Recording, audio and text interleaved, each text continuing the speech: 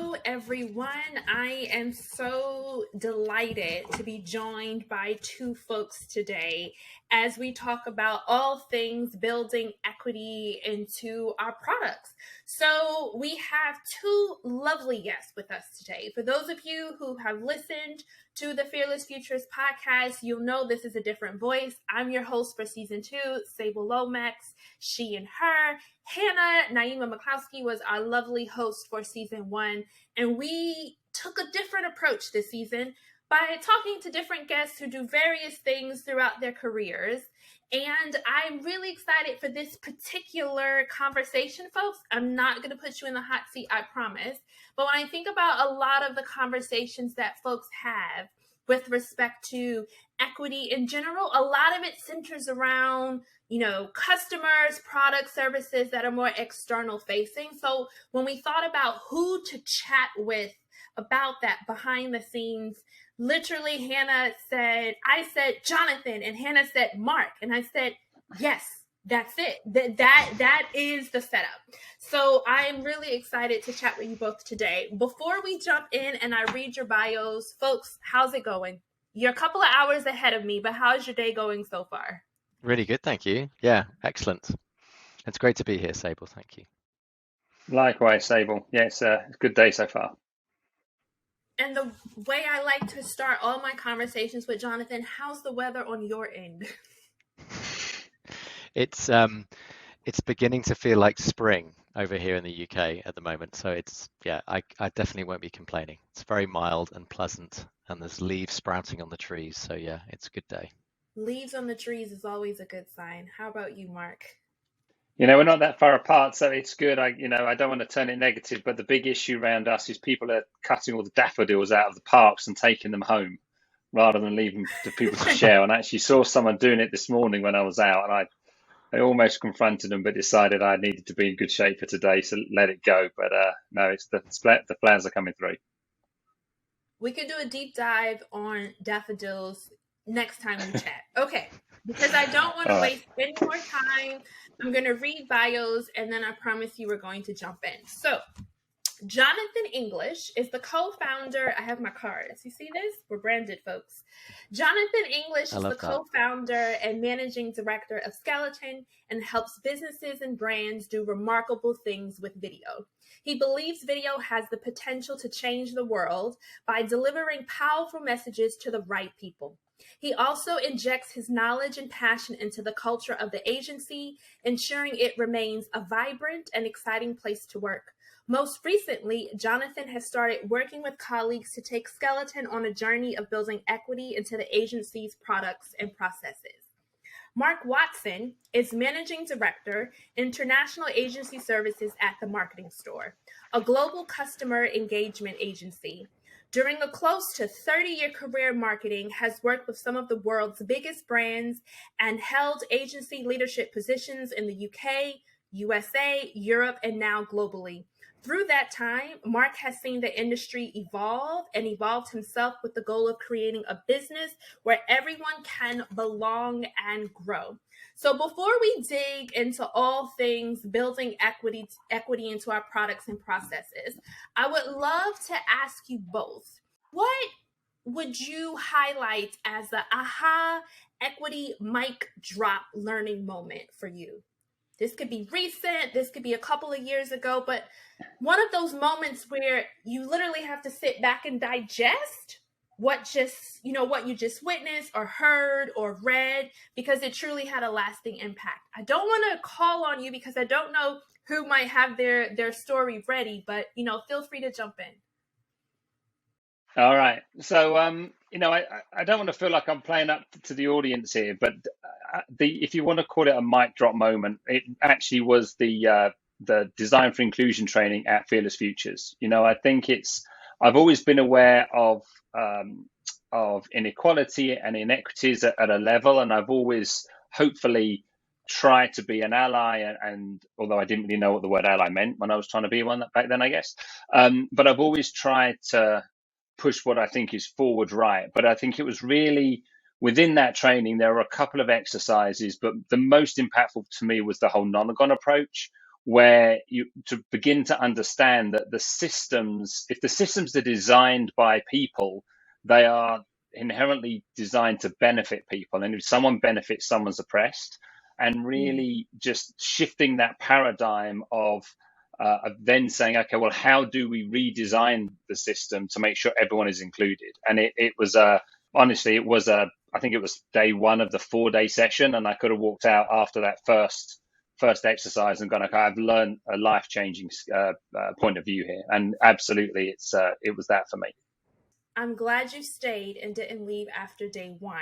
2, folks, I didn't ask Mark to say that. 3, for those of you who have no idea what Mark is talking about because you have not participated in Design for Inclusion, DFI for short, the nonagon he's describing, it's 9-sided shape, and we go through 9 different systems of oppression, and we do a deep exploration. We won't be talking about that today, but just so you can sort of contextualize what Mark was mentioning just now. What about you, Jonathan? Don't say DFI too, because this will then really sound really cheeky for those who listen to the recording later. It would, and that's why I'm having to think quickly, Sable, of what I'm going to say for the mic drop moment.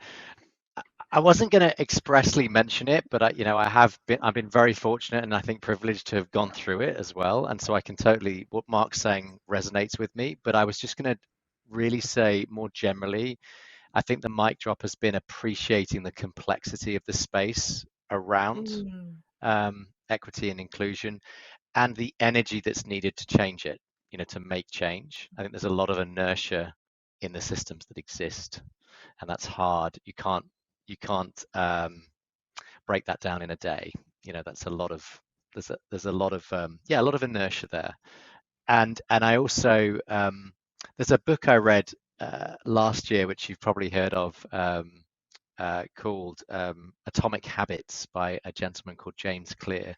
And there's a quote in that book. That one. Have you read it? It's a bestseller, so a lot of people have, but it really resonated with me. And one of the quotes that sticks in my mind, and my team will be, oh my God, he's saying this quote again. But I think is relevant is the idea that we don't rise to the level of our goals, but we sink to the level of our systems and processes. And I think the systems and processes here is kind of what we're sinking to, if that makes sense. So that really resonated to me. So that was kind of a mic drop moment for me. I like that connection. Now I need to go back to the book. There's bookshelves behind me. I'm sure it's here, but I'm not going to pull it off the shelf, I promise. So before we officially dive in, I know I've said this twice, but I think it's important that we define equity for everyone. Inclusion or belonging or diversity and allyship and other words that are used regularly in this space. Sometimes folks are operating from a different definition, and then that immediately means the foundation of the conversation is just muddled in confusion. So just for sake of making sure we're all in alignment, equality, same treatment for everyone, which on surface sounds fine. It sounds delightful even. We could argue a whole different, a bunch of different ways in which it could sound, but the idea that if it's equal treatment for everyone, it doesn't take into consideration the starting points, identities, or the structures in which, the world has been designed. Whereas equity, which is what we're going to be talking about for this conversation, and folks, I know you've heard this all throughout season 1 and different guests we've had on thus far for season 2. But when we say equity, we mean different treatment that takes into consideration the structures that currently exist. That way we can actually end up with equal outcomes. So now that I've gotten my English literature teaching background out of the way with defining things, I'm officially ready to start. So, Mark, I actually want to kick off with you. And then, Jonathan, of course, if you have anything to add, you can come in right after Mark. A lot of times when we've done work, and I've heard this with folks, friends of mine who were in the creative space, whatever that might look like for them, is that when we start bringing up the idea of structures and formalities, people start thinking that it's going to limit the ways in which they can actually be creative. When we hear creativity, the world just sees infinite possibility. And then when we bring into this space the idea of, well, we might want to put a little structure here and here and here. Here's why. Folks often are very resistant to that. What has been your experience with that when the structure you're trying to bring into the space is something that is, the idea of it is to actually promote equity within the space?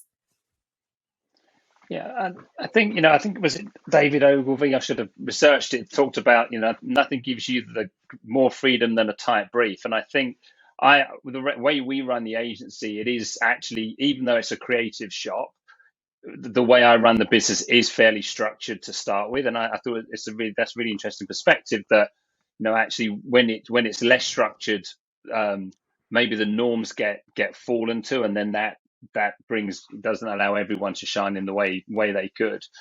So in that terms, in terms of structure, I think it's really just putting in more checks and balances around the work we do. We haven't specifically changed the creative process as such, but the way we look at hiring people, the checks and balances we put in there, making sure that we are giving everyone an equitable chance when they are interviewing in the organization, with I think the structure around making sure that the right people are seeing and approving the work. And again, I'm another great believer that doesn't always mean leaders shouldn't always be the most senior people in the business. I think there's people with leadership behaviors and leadership views that should be brought in. It's more like milestones that we put in place rather than structure. I think that the may not be around the work itself, but I think one of the interesting case studies that's come up specifically through the pandemic is, the lack of structure and flexibility around work from anywhere, or work at any time, and just giving people what we think has been a benefit to create their own structure or lack of structure they're in. But then really when you start digging underneath it, that really does then start calling up that, well, I can't work from anywhere because I'm limited, or I don't have access to other places, or where my home might not be as comfortable as other people. And then even lack of structure around meetings, knowing, especially during lockdown, when parents were trying to either home educate their kids, or have lunch times, or get them to school and things like that. So I think that all of those things just come back to checking in, checks and balances, and making sure that what we think is right and is helping, the team themselves are feeling the benefit of as well.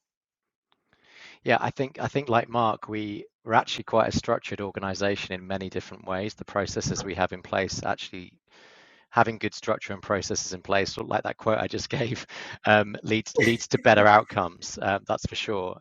So we're constantly trying to improve in many different ways. I think as a much smaller organization than Mark's, really the journey we've been on is just making sure that we are trying to represent. I think certainly from a recruitment perspective, that's the area that I'm particularly looking to have a quick win, I think you could call it. It's like, let's make sure we're doing this process right from the beginning so that we can fold the right people into the organization, that we can embrace a more diverse culture as well. So that's mostly where I'm seeing the impact, I guess. It's interesting that you said quick win. So I know you all remember this, but I'm just going to make sure I'm saying things correctly here. So in 2018, at the end of Frances McDormand's Oscar acceptance speech, we all recall the inclusion rider. So it was a way for people involved in production, much like McDormand, to leverage their own power to disrupt the current system. And it asked for certain things to be considered. 2020, according to the data that was collated, not much folks have been using the inclusion rider, which we at Fearless would consider a quick win, because there are many, much like Mark mentioned at the beginning, a lot of this is not quick wins. It's just not a reality when you realize how deep ingrained these systems are into every single last thing that we do. But the inclusion rider could absolutely be considered a quick win for an organization or, a production company that was wanting to achieve one. Why do you think folks haven't latched on to the inclusion rider with energy and gusto, if you will?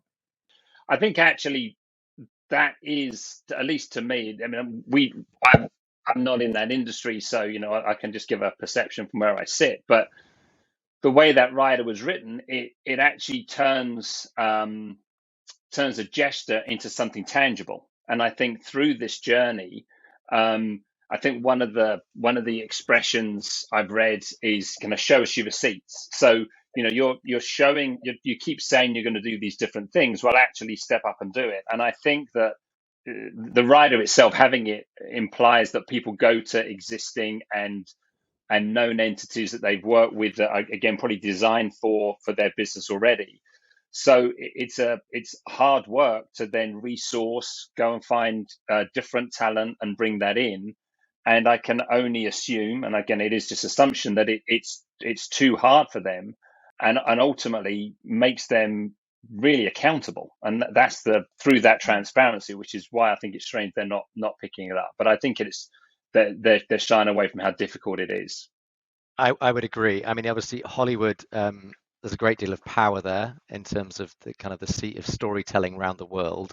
I think we all know it's quite a cliquey environment. It's kind of who you know. I think Mark's right. I think when you start saying you need to expand the talent that you're using, it's harder. It's far easier to follow familiarity, and actually breaking that down is really hard, both in terms of when you start to look at the talent, is the talent, the breadth of the talent there? I think what was interesting about the rider was there's an economic penalty there as well, which directly drives effectively more inclusion in the talent pool. The economics of it is really nice, but I think again, going back to my point from the beginning, the inertia is massive because it's a lot. It making films and content isn't easy. It's a risky business, and when you add in extra what can feel like, I guess, bureaucracy, there's going to be a resistance to that. Also, I think the way the mechanic, if I understood it rightly, it's the actors could put it in their contract. They could drop it into their contract, which might make them perceived. It effectively affects the whole shoot, and could mean that that actor is not, is no longer chosen for a part because they're difficult to work with because they've got the rider in. So it's one of those. Is that going on in the background? Do you know what I mean? I think that's probably some of the mechanics that might be happening, Sable, in terms of the uptake. The thing I wanted to add on, I think it sits within our industry as well, is your point about the talent pool. And I think it would be, and again, I'm not in the film industry, I don't know, but it would be easy to say, well, we want the best talent, and therefore we can't bring in the talent to meet the rider requirements because it's not there. And I think what ultimately that does, and it's again, I'd say it for our industry at least as well, it's like, well, then it's about what are you doing to create more talent to allow more to rise to the top as well, rather than just picking the top talent all the time. And I think that's again becomes a really it's a long burn because there's a lot of unpicking that needs to be done and then rebuilding from the bottom up. And I think that might be part of it too. It's chicken or egg, isn't it? In a way, it's like you need to make the industry feel attractive to everybody, and get people coming through so that you can actually deliver on that on that diversity, and Yeah, it is that managing of risk as well. I think it's really tough. You do want the best people for the job, and I think that's where equity comes in. Are people being given yeah, that equity in the process that enables you to choose them, because that's tough when there's a lot of yeah, money on the line and responsibility and risk. People are always going to want the A team. yeah, And so it's about having yeah. enough people to put on the A team. I talked to my management team about, are there key hires that we can make and things that we can do? And yeah, we do talk a lot about, opportunities we want to give, new grads coming through, and we talk about non-traditional ways to hire. So are we going back to the same pools of talent over, or the same areas of talent over and over? We know that where our office is, we've spoken to local schools and we work with them, and they don't even know that marketing or creativity is a thing they can do. So even just opening their eyes up, so we have that as a drive. But then I do talk to, or we as a management team talk and say, okay, well, we look around the room, and Sable said at the beginning, I've been in the business 30 years, give or take. I'm on the junior side of that, but anyway. But you say, okay, well, if we are going to start at the new entry level, then by math, that means it's going to take 30 years for a change at the top. So, again, I think it's how do we bring in that talent at the senior level too? And I'm assuming that's what the work has to be done on those riders. So, to your point, the best talent is also a diverse talent pool. Yeah. You both have highlighted the difficulty, and what I don't even want to use the word difficulty because I'm not sure that's always accurate, but the amount of work and commitment and dedication that is required to do something differently. For those who say that they are committed to changing, we'll use the inclusion rider example, for changing the ways in which things are produced, content is produced in the end, from those who are in front of the camera to every single last important person who's behind the camera who you might never see or meet. And we have this tool, and they vocalize commitment, and we have this tool. How do you, based on your experience, how do you get folks to adjust and really stick to their stamina? I'm thinking about the word inertia that you've used, Jonathan. There is stamina required to say, no, we're actually going to see this through. And it might be uncomfortable because we haven't done it this way before. But if the goal is to have X, Y, Z, then it does require us to do something differently. And many people give up easily in this space because it is difficult to stay committed. What would you say to folks when, you're feeling that pushback, that fatigue, if you will, stepping in, and they just want to revert back to doing things differently? So it might not be the inclusion writer tool. It could be another tool with the goal of promoting, equity overall. What would you say to those leaders or those decision makers, even if their title isn't leader, technically speaking? Yeah, so Mark normally goes first, and I think on this one I have less experience on this because our organization is small by comparison to Mark's, and so actually we can be fairly nimble internally with what we're doing. And I think I've mentioned, we're trying to do that with the recruitment process. But I think in larger organizations where you've got thousands of people or tens of thousands of people around the world, I think the resistance is sometimes comes from a place of they're trying to get on with their day to day, and this is yet another piece of I'm guessing it could feel like bureaucracy. It could feel like, oh, it's one of these initiatives that's getting rolled out, and we have to, we have to do this thing. But I'm also trying to run a business here, and that's not easy. Like, running an organization is tough in its own right. So almost going that extra mile is difficult and challenging. It's not easy to fix anyway, and so it's definitely a marathon and not a sprint. And you can see how you could fall out of that process very easily. Keeping that momentum going effectively for years and years and years takes, I think, a really strong culture and leadership throughout the organization. What I will say is that even in our small team, our youngest member of staff has flagged to us, she said, I'd like to see more diversity in the organization.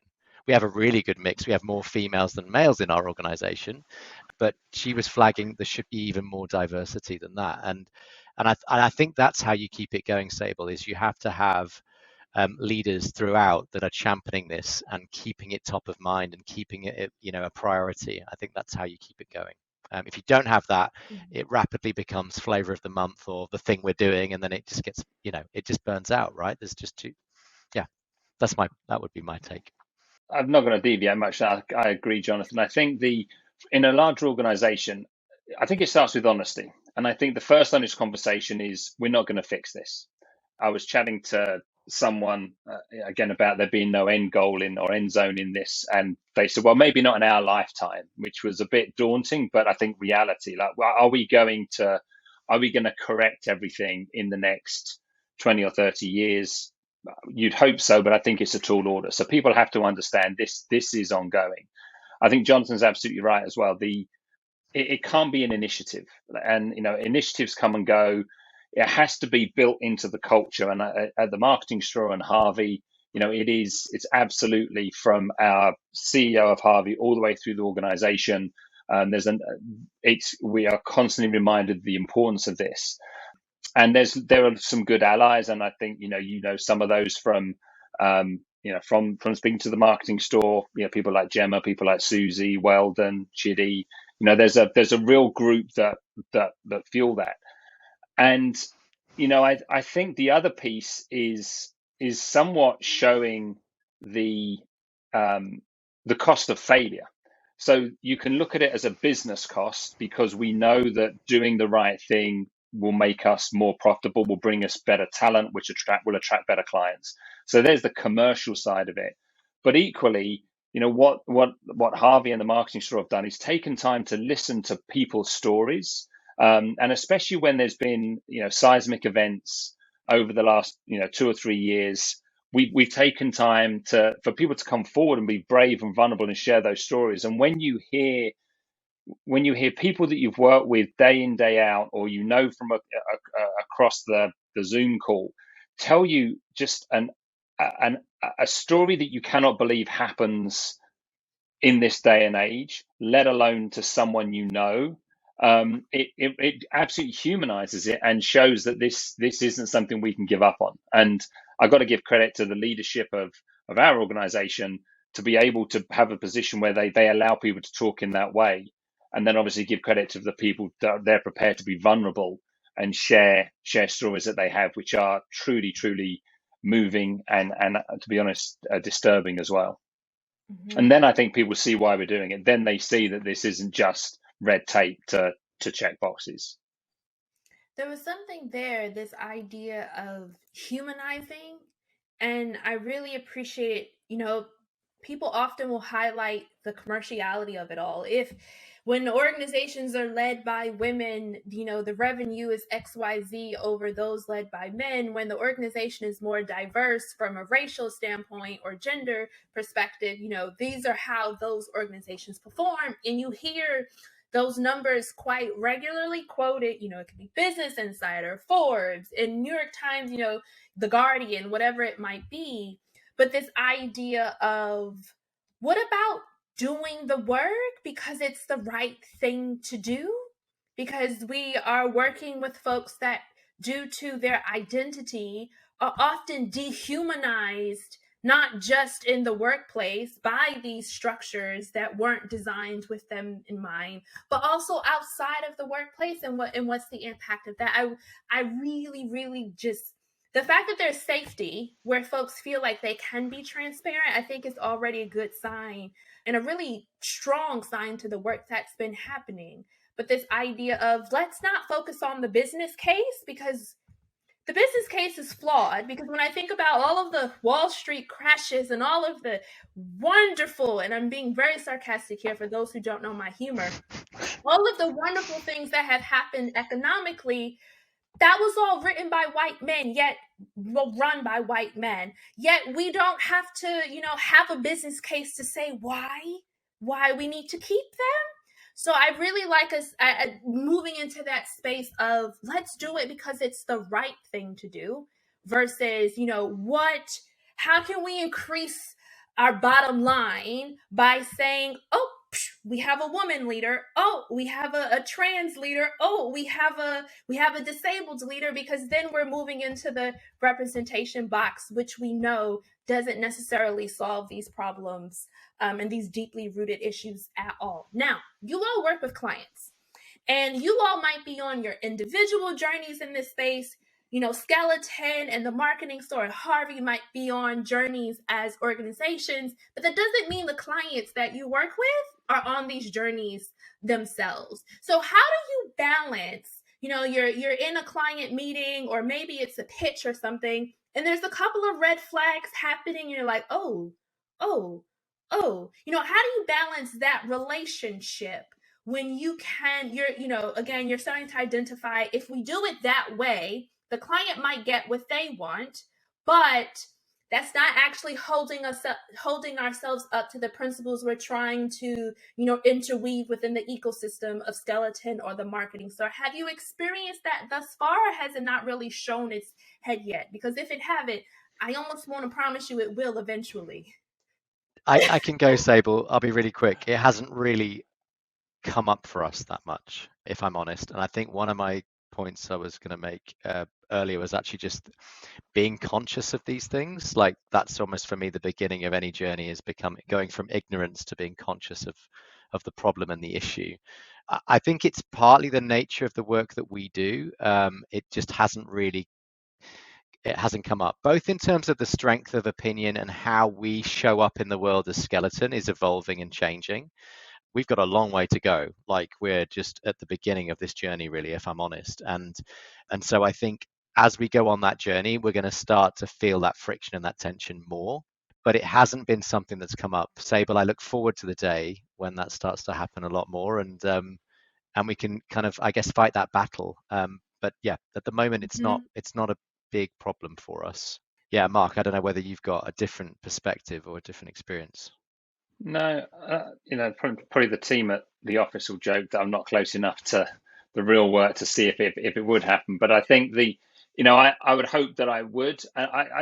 In terms of, I think the kind of things we're talking about, I don't have any real experiences of that. What I do have experiences of beyond maybe diversity broadly is behaviors that we don't believe are right, whether it's bullying behaviors, whether it's the way people are spoken to, and again, I'll go back to the piece that Jonathan mentioned as well, and I said I know that we've got coverage from our leadership that if we think something inappropriate, be it in the way you're raising, Sable, or in another area, if we go to a client and in a respectful way and say this doesn't fit with our values and we are unhappy with this behavior, which we have done, and it costs us a client, then I feel pretty confident that I've got the coverage from my organization that we are doing the right thing. To your point, that's actually one of our the values has been launched recently. Well, the fourth one is just do the right thing.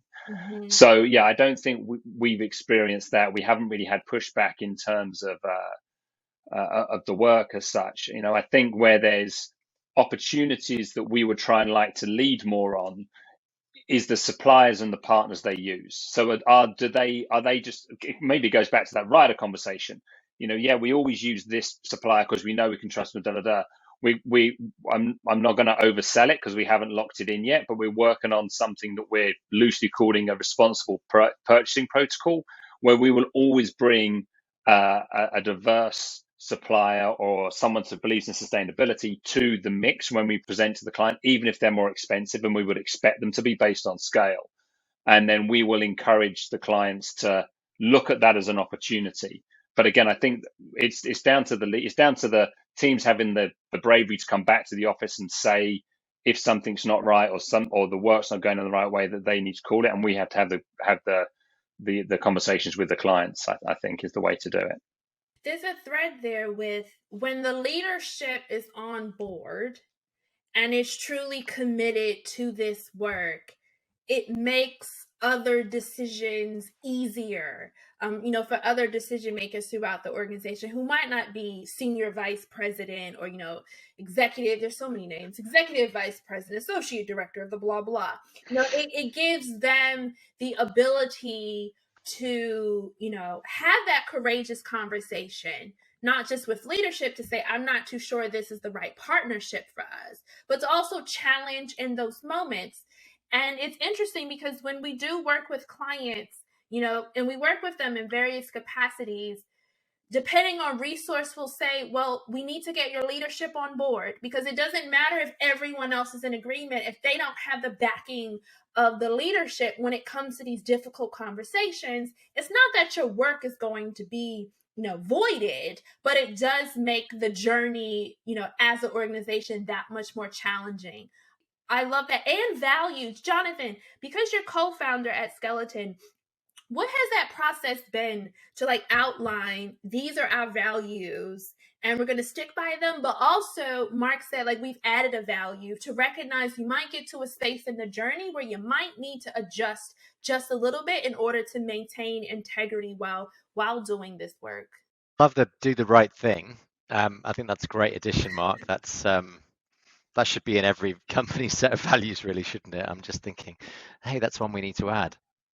And doing the right thing isn't the easy thing, and it rarely is, unfortunately. I think that's kind of the unwritten rule in that value, isn't it? One of ours is, or two of them that I think are appropriate, is be caring and be courageous. And I think if you combine those two, you also do, you can do the right thing most of the time. And in terms of accountability, Sable, we have, to our values, we're always looking for opportunities regularly with our team of how they're manifesting those values. And I think when it comes to equity and inclusion, it's about being more mindful of, well, how is that being represented through the values, I guess, and holding each other accountable to that, and looking for moments of celebration and joy as well when successes do come. I think that's really important, to celebrate success. Oh, you've got to. Sorry?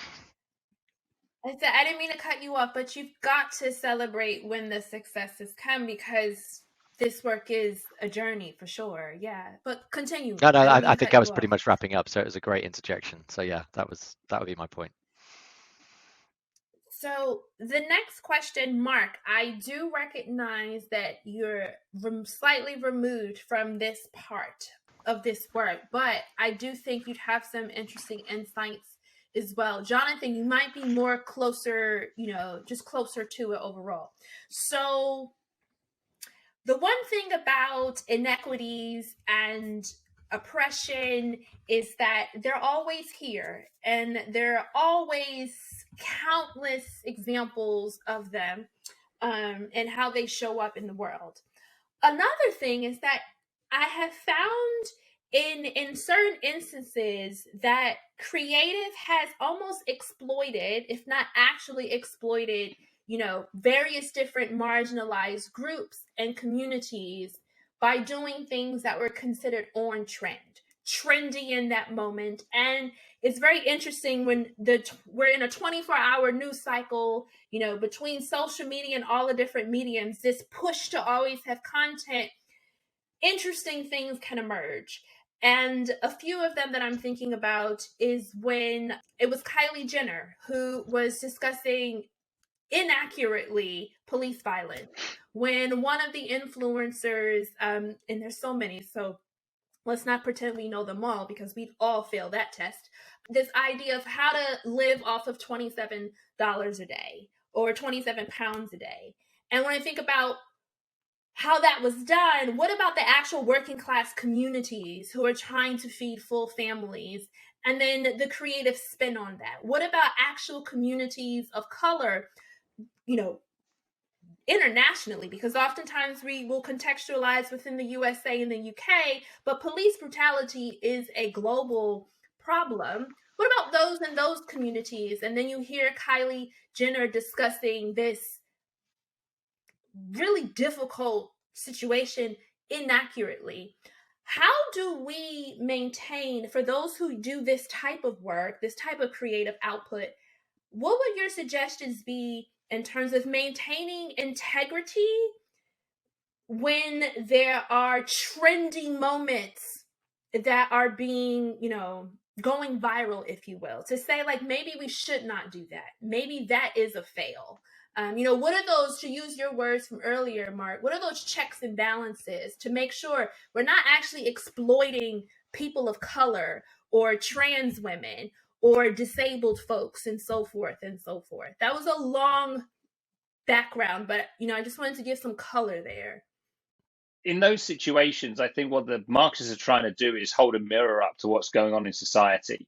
And I wasn't in the meetings. I don't know the creative teams, but I do think that they're holding the mirror up, and I wonder who they're seeing back in the reflection. Like, are the people writing those campaigns, or how many of those people writing those campaigns can actually truly have that insight or truly connect with those events?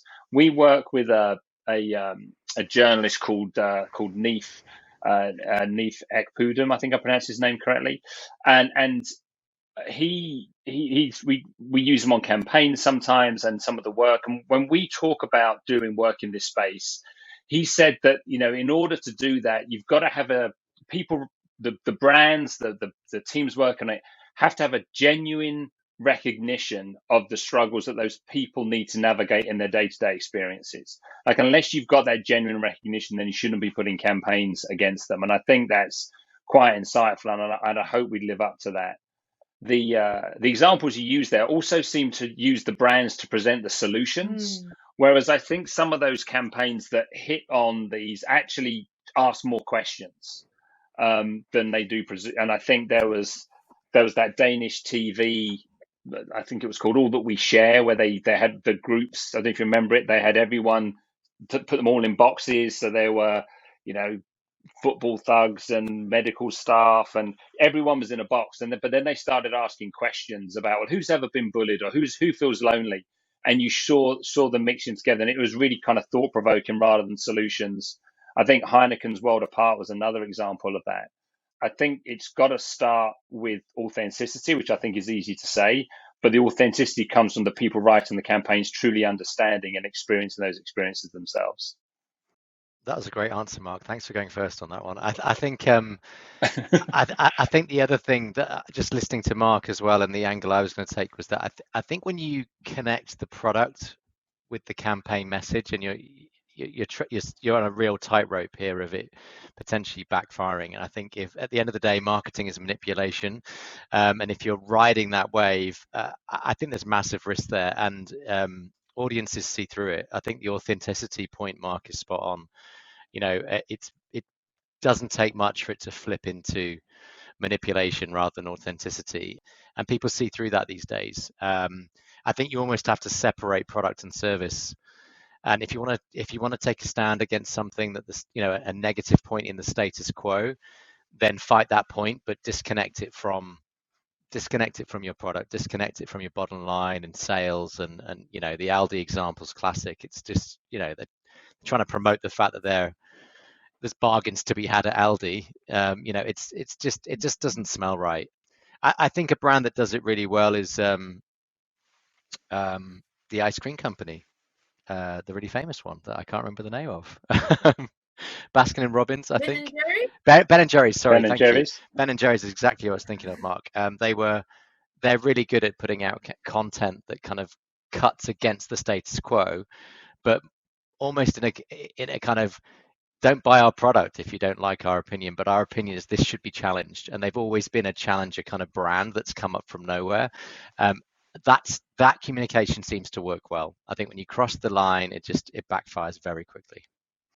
If I can add on to that, I think I really like that example of the buying into the brand beliefs. And I was minded as you were talking of Channel, I think it was Channel 4 a couple of years ago, and say, well, this is probably a UK or an English specific example, but you know, Channel 4, they do embrace diversity, especially ability, you know, with all the work they do with the Paralympics and last leg, but they do seem an inclusive group. And then I think it was Sainsbury's ran a Christmas ad that had a non-white family in it, and there was just this horrendous backlash on the worst side of, yeah.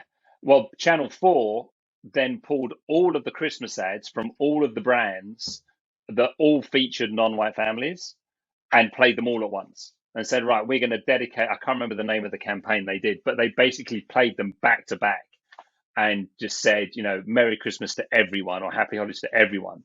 And again, I think that was a really nice example of them, you know, saying that we are going to reflect who we are by doing that. And I thought that's a similar thing to the Ben and Jerry's work.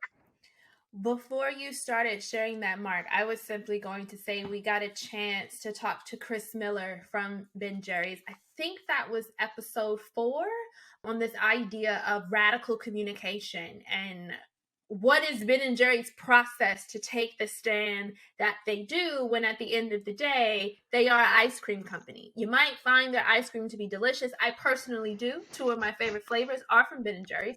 But you know, that what you've highlighted, Jonathan, is like separating. If you're taking a stand on this, let's not use that to sell something. Just take the stand. And if you decide to continue to be a customer, then you are our people. And I'm paraphrasing Chris Miller's words, but this idea, and if you don't like that we take a stand, then you're not our people. and you don't have to buy Ben & Jerry's ice cream. So that was interesting. We've been talking, I'm looking at the time here, so I am pushing it, but I want to ask two last questions. One is about you all as individuals, but one is more so to your companies. So we've been talking about clients, we've been talking about customers, we've been talking about, marketing campaigns and such. What has and Jonathan, you're newer on this journey, so actually, Jonathan, I'm going to leave you off the hook here. I'm going to point this to you, Mark. Especially when I think about our chats that we have before. What has your experience been, especially now with the different roles you've had and as a global leader, with making sure that you are prioritizing equity in different, functions of verticals of the business? So it could be recruitment, it could be pay, talent, whatever it might be. This could be something you've done, this could be something you're currently working on, but what has that process been for you to be focusing on? I need to build equity at the marketing store internally, because that's what I'm here to do. Well, not the only thing, but it's part of it's top priority for me. Let me go back to the beginning of the conversation. I think that notion of acknowledging one's privilege and understanding, and I was fortunate to do a presentation at Harvey actually right before the pandemic lockdown, where I talked about my relative success within the marketing store, but is that because it's a system that's designed exactly for someone like me? And if as I look at that, and I again bringing my training into play here, I look at my privileged fragilities and where and how do they manifest themselves in other people. I think that the journey is trying to create that opportunity, or try to create an environment where everyone has that opportunity. So we talk about a place where everyone can belong and grow, and I think the belong piece is really important. And a lot of that, at least for me, is acknowledging, number one, I don't have all the answers, and I come from a place of privilege to start with, but I'm going to encourage as many voices to help me on that journey as I can. And I think the piece that I try and do, or we try and do as an organization, is make sure that we talk and we explain and we have conversations and we make sure people understand what we're doing and why we're trying to do it, even if on the face of it, it's not completely obvious. And even on the face of it, if there is some resistance as to why we're doing it. And actually, in some of those scenarios, we found that when you have that conversation, it unearths something completely, maybe not unrelated, but completely separate that you can also go and try and solve for. Because I think some of the changes, people think, again, well, if you're solving for that, that's pushing me back in a different way.